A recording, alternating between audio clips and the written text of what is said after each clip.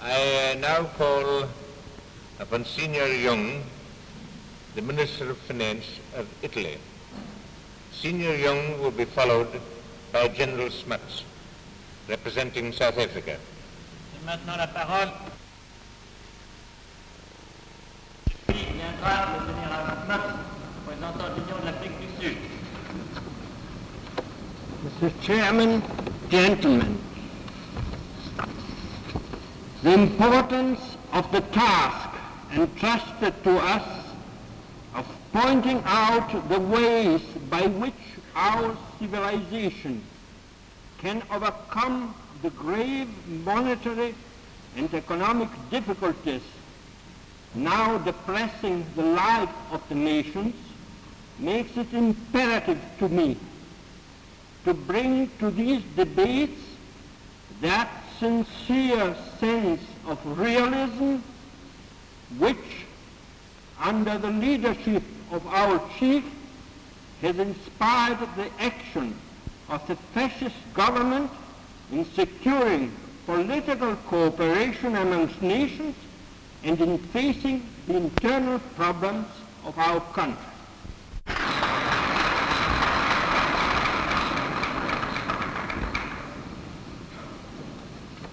Mr. President, gentlemen, it may appear presumption on my part to speak thus early in this debate, but I may claim a special privilege.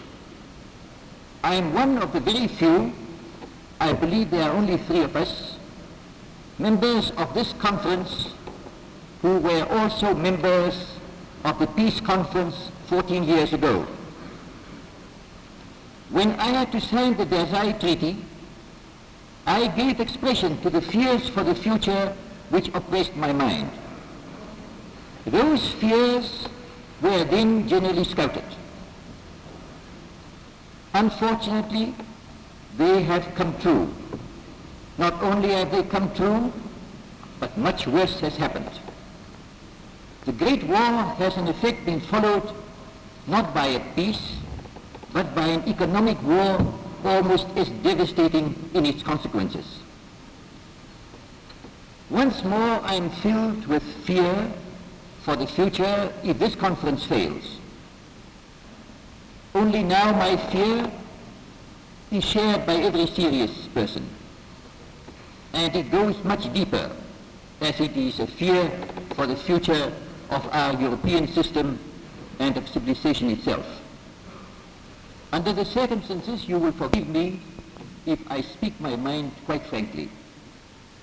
I could scarcely use stronger language than was used by the preparatory commission of experts who drafted the agenda for this conference.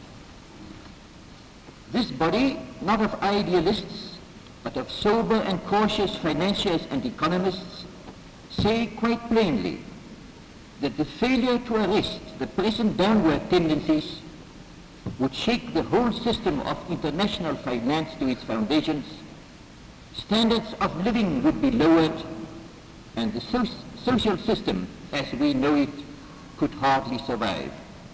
To make a suggestion for what it is worth as to the way these problems should be tackled. And for that purpose I wish to draw a distinction. These questions are most difficult to solve for 2 quite different reasons.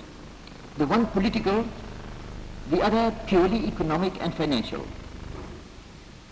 Unless we separate the technical, financial and economic aspects from the political aspects of these questions, I fear we shall prolong our deliberations without making much progress. Could still find room for 1 and perhaps 2 speeches this morning. I will now call upon Vicomte Issy